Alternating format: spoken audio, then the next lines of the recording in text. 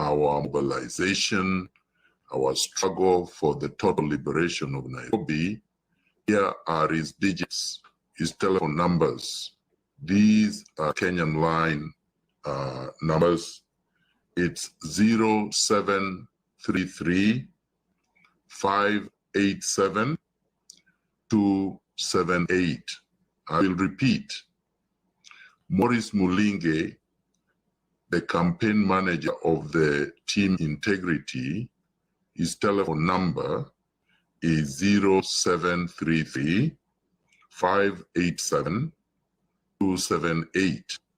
Anyone with any questions, anyone who would like to join the group and does not have a smartphone or does not have access to reliable internet should contact Maurice Mulinge.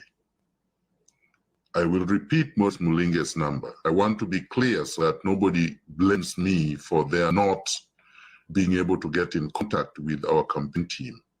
0733 587 278. Sam Otieno and Lillian Asimwe have also been appointed joint spokespersons.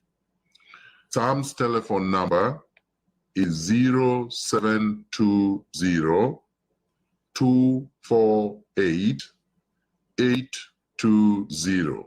I repeat, Sam Otieno's telephone number is 0720 248 820.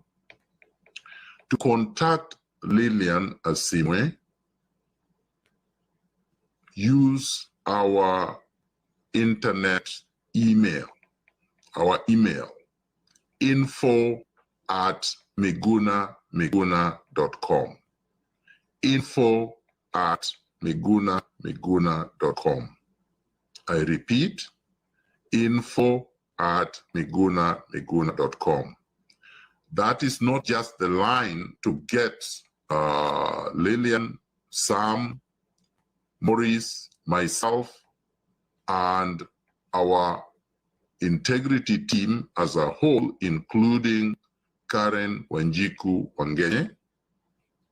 It is also the line you can use to get in touch with us, to ask questions, to offer suggestions, to make contributions, to submit any evidence or any documents that you would like us to look at and consider, to offer ideas for this campaign and for the transformation of Nairobi.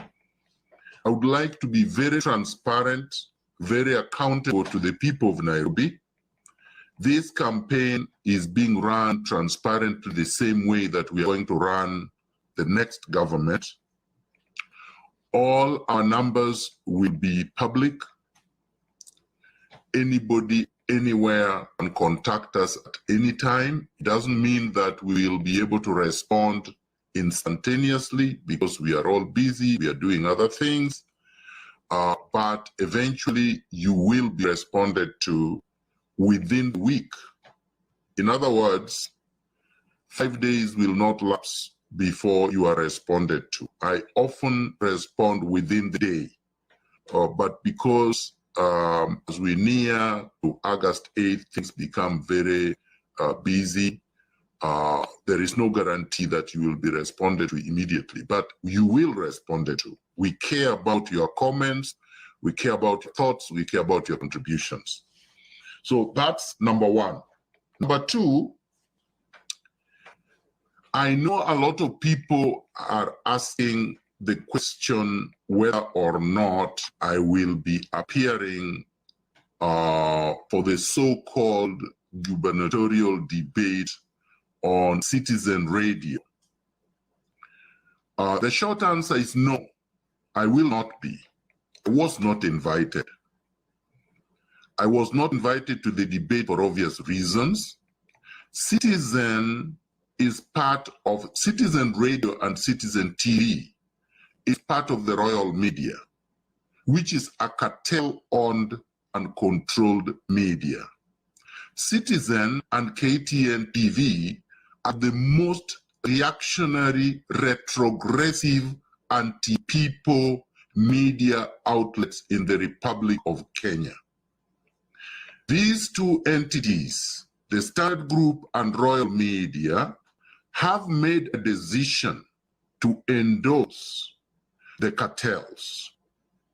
Citizen TV specifically and KTN TV specifically have endorsed a drug dealer, one movie Songo, and Kidero Evans, and are now trying to coddle another looter called Peter Kenneth. They've made this decision because, number one, they are afraid that when I take over City Hall, there will be no land grabbing, and they love to grab public land. The owners of both media entities love to grab public land. Number two, they prefer underhand, murky contracts, tenders that they get without competition. They are paid under the table. Most journalists of these two entities are brown envelope journalists. They're not journalists that adhere to the Media Council Act 2013. They don't adhere to the principles of professional journalism, and they certainly don't care about our country and our county. So they would prefer that I don't debate the most horrible looters south of the Sahara, north of River Limpopo.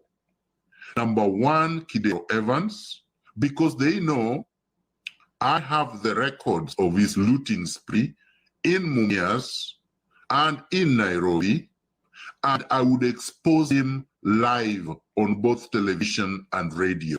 I am ready to expose these thieves any day, anytime. I am also going to expose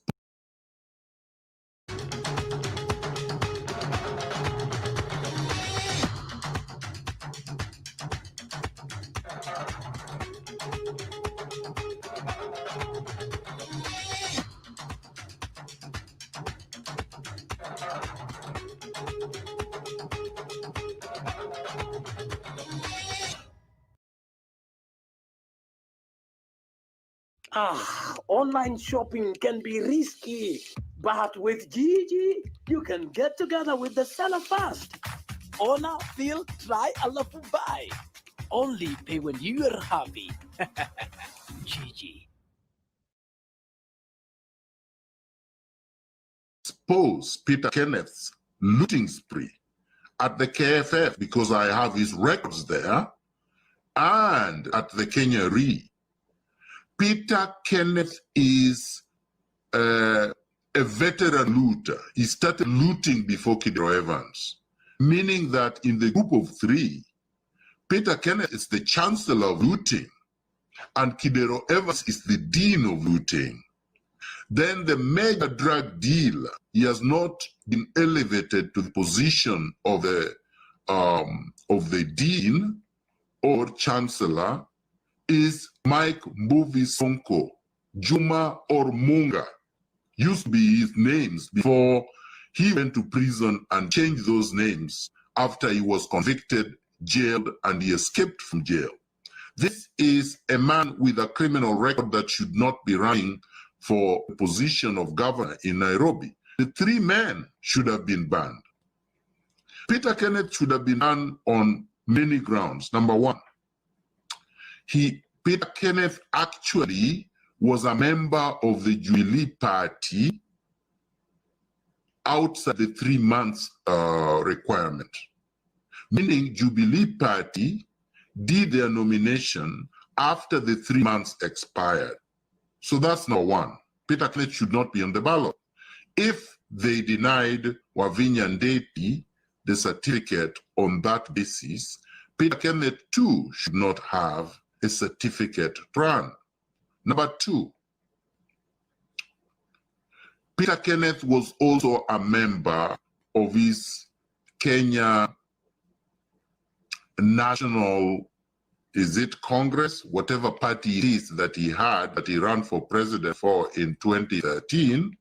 He was also a member of the same party 3 months into the nomination.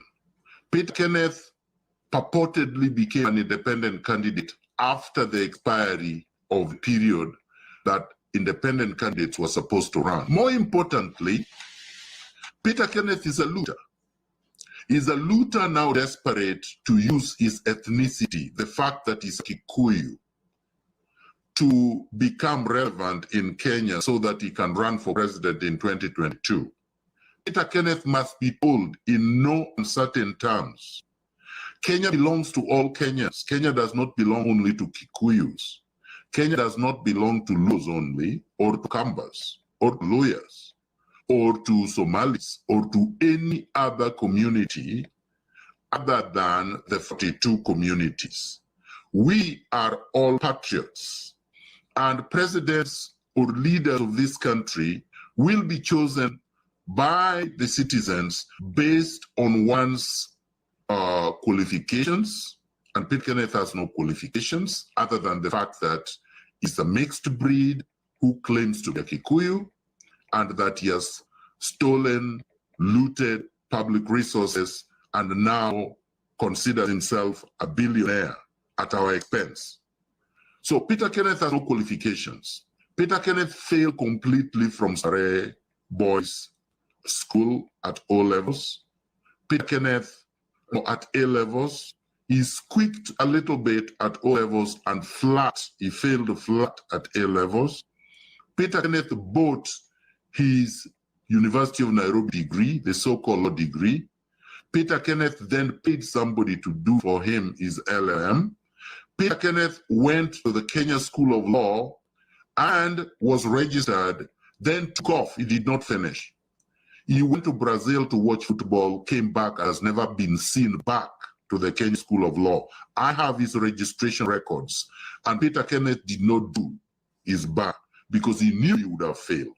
Peter Kenneth is academically, intellectually incapable of understanding public policy.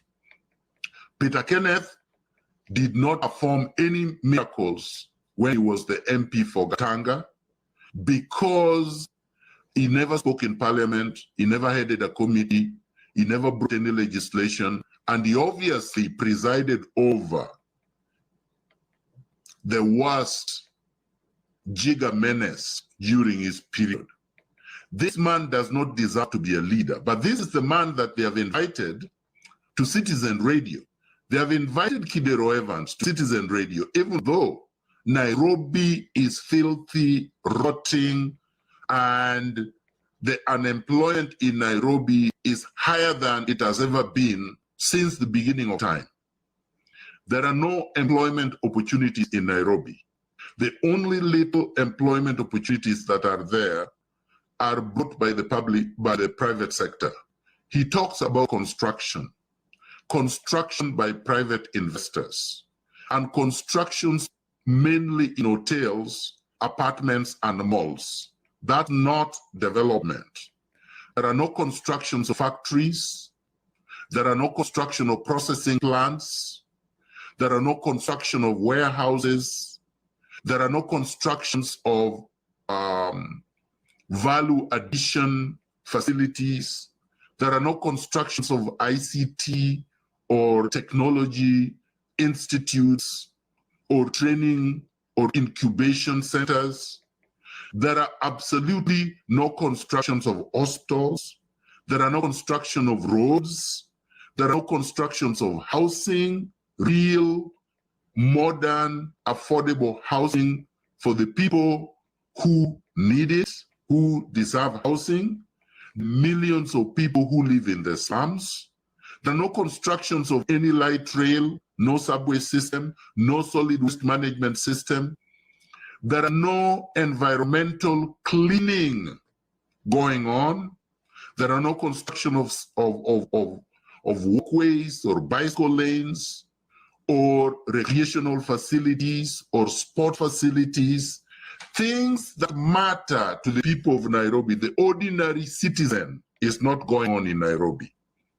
So here we are with a governor who has stolen, looted billions of public resources. And together with Mbuvi Songo, his name has been submitted by the EACC to the IBC for purposes of locking him out from running. This is the one they invited first. Then they invite Mbuvi Songo, a primitive, functionally illiterate criminal, a man who cannot spell the word governor, a man who could not read speech, which was written to him to unveil the man, his running mate called Igathe, another primitive man. Really, another primitive man. Igathe is as primitive as Mbuvi Songo. I'll get to him soon. So these are the people that radio, a citizen radio, has invited for a debate among thieves, a debate among looters. Then after my supporters complained incessantly on social media where this debate was announced, and by the way, they told the social media was not effective, yet they announced the debate on social media before they announced it in the rotten TV stations. They announced this on social media, Facebook and Twitter, and the country reacted with puzzlement, with dismay, with utter disgust. People asked them, where is team integrity? Where is the man of integrity? Where is the man with vision? Where is Miguna? Then they gave me a call after that.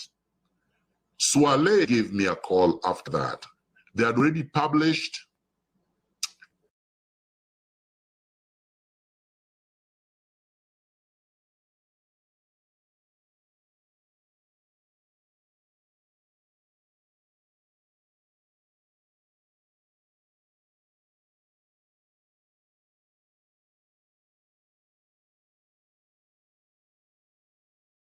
their silly looking poster. They had already announced to the whole world that they are having a debate of 3 stooges, 3 thieves, 3 cartels.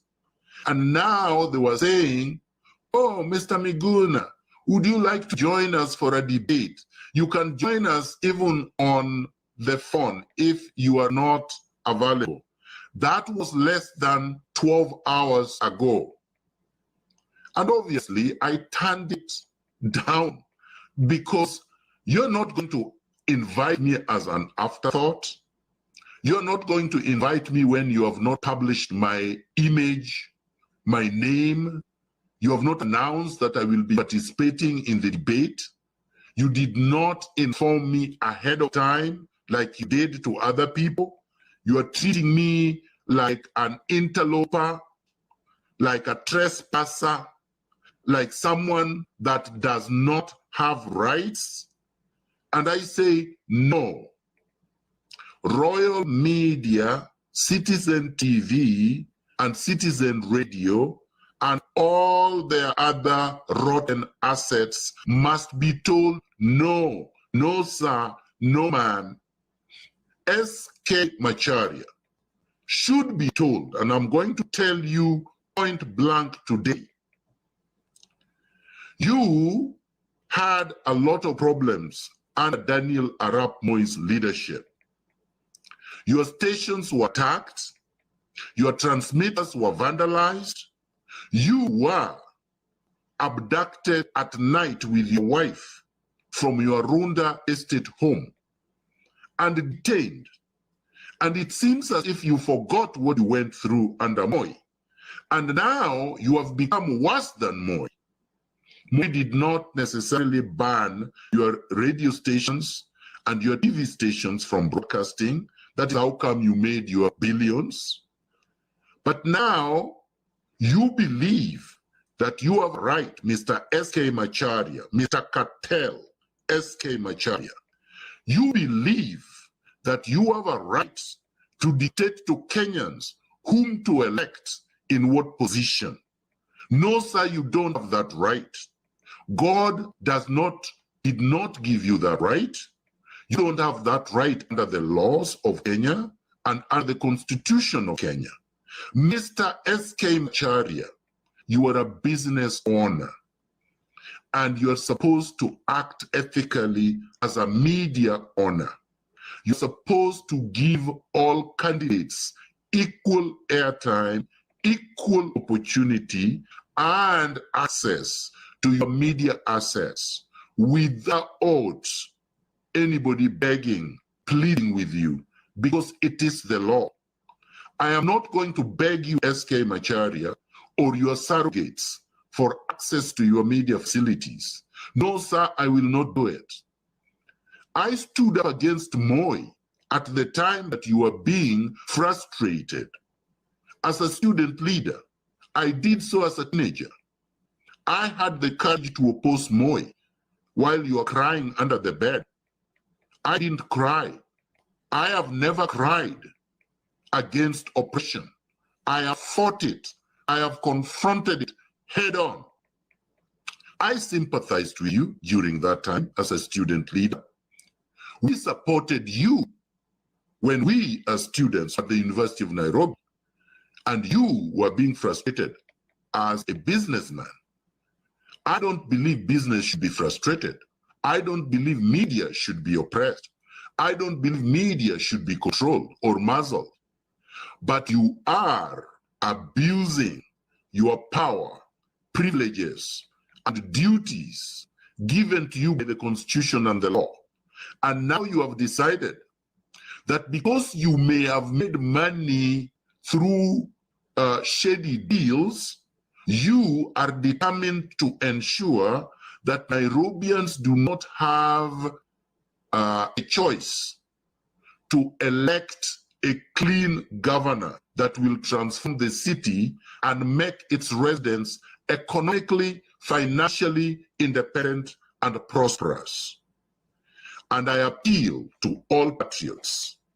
I appeal to all voters of Nairobi. I appeal to all Kenyans, no matter where you live, whether you live abroad or you live in Kenya, whether you live in Nairobi or you live in other counties. Mobilize voters. Mobilize every voter that you know. Let us defeat these scoundrels decisively on August 8th, 2017. Let us prove to S.K. Macharia and Daniel Arap Moi and their surrogates at the Standard Group Limited and Royal Media that we are not going to be victims of fake news.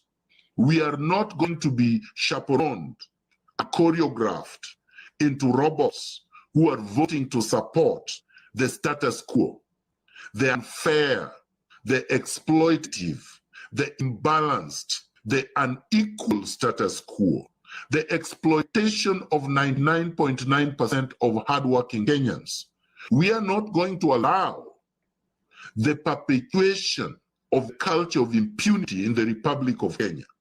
We are not going to allow 55 years of oppressive, economic, and suffocating political environment to continue. We are not going to allow a few con men purporting to be businessmen sitting in boardrooms deciding who is going to be the governor of Nairobi. No, sir. We must say no, sir, no, ma'am. S.K. Macharia and Daniel Arap Moi and their surrogates must not be allowed to choose from their boardrooms whom Nairobians are going to elect as the next governor. This power belongs to the people. The people must decide based on a clear ideology, a clear vision, concrete policies and programs, and ultimately the people must make a decision based on integrity. I am the only one who has published a manifesto. Yet the rotten media, the cartel media, the fake outlets have never highlighted on my manifesto. You know why? because they are waiting. They are waiting for Peter Kenneth and Songo and Kidero, the looters, to plagiarize my manifesto so that they can start reporting that there is no difference between my manifesto and the manifesto belonging to thieves. They are waiting for thieves to plagiarize. Right now, they are busy plagiarizing my manifesto. You have heard Peter Kenneth give you bits and pieces of what he plagiarized. He talked glibly about Lightroom. He doesn't even know what that is. He says he has traveled and understands it. He does have the capacity to understand. This man is intellectually incompetent. He cannot articulate his views. They fear that if I appeared with them, they will look like mincemeat tonight. So they're saving them the embarrassment. I know they will continue to organize their fake debates even on TV. I will reach the majestic people of Kenya, the majestic people of Nairobi, through whatever means I have available at my disposal. Whether they complain or not, I will use Facebook robustly. Facebook is the largest behemoth, media behemoth in the world, 100 million times the size of their midgets, their rotten midgets in Kenya. So Citizen TV is nothing compared to Facebook. KTN is nothing compared to Facebook. The Standard Group and Royal Media is nothing compared to Facebook in terms of size, in terms of technological innovation, in terms of reach. They keep on complaining. Why is Miguna on Facebook? If I was ineffective on Facebook, why are you complaining? Have I stopped you from using Facebook? Use it if you can, if you have ideas, if you have vision, if you have integrity, if you can articulate your ideas, if you're competent. They know they are not any of these things. I said I would come back to Mr. Egade. Mr. Egade has a BA. How many Kenyans have BAs? Millions, tens of millions, most of them completely unemployed. He did not have a first-class degree, nor did he have second-class upper division. He didn't. He just passed. So we have a lot of people who passed, mediocre students like him. Some of them have made up for their mere pass by reading, by working hard, by researching, by just being decent. We have a lot of them. But they have not been propelled up and made to look like they are blue chip CEOs because they don't have rich relatives, rich parents, like Igade has. Igade is the son of Chris Kirubi. I don't want to use the word illegitimate because all children are legitimately born. It is not his fault that Chris Kirubi had him out of marriage. Many of us have children out of marriage. That's not a crime. The crime is this, that you are a mediocre student, you are born out of wedlock, but pretending that you are not, and now you. With the Stay Soft refill, saving money is as easy as snip, pour, mix with water, and shake. Stay Soft refill. It's 2 liters of Stay Soft for up to 30% less. You have been given a position you don't deserve just because of your parentage. That is unfair. Then Igade was appointed a director of Uchumi by his father, who was one of the mega directors of Uchumi, in 2015, May, and together with his father and others, looted Uchumi to death. This man is not better than Kidero Evans. Igade is not better than Sonko, and he's not better than Peter Kenneth. He's a thief. just like them. Then 2 years ago, Igade, with a lot of his crooks, came together at the Runda estate through Paddock Investments and licensed, he was the chair of the crooks. He licensed a 200-bed hotel in a residential area with no sewer system and with the kind of noise, the kind of disruption, the kind of basically environmental degradation, because they will be using septic tanks to dispose of more than 200 plus guests in a residential area. And he did so without consultation. The Runda residents, the Gigiri residents, the residents of the neighborhood are up in arms against Igade's unethical behavior at the Runda estate. These are the people being sold to us by the cartels as alternative leadership. Igade, just like Sonko, has no vision. Igade has no ideology. His ideology is theft, looting of public resources, grabbing of land. Even the land in which they are building the 200-bed facility was acquired illegitimately. We must expose these people and do so robustly without fear. If he feels aggrieved, he can go to court on Monday. I'll meet him in court. He can't because he knows these are the truth. This is what is being sold to Nairobians as the alternative to Miguna. Miguna, who is squeaky clean. Miguna, who has not stolen anything.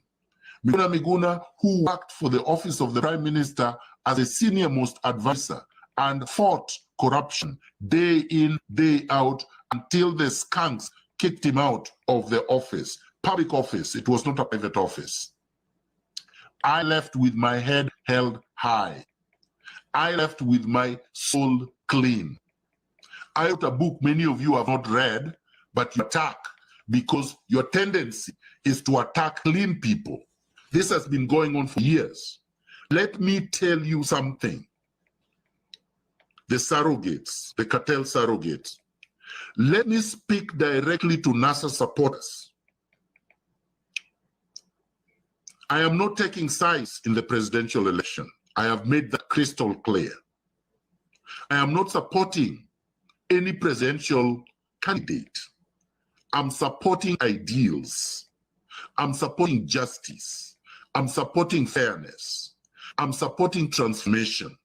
I'm supporting the rule of law. I'm supporting the principle of constitutionalism. And I am definitely supporting those who are going to fight and eliminate corruption.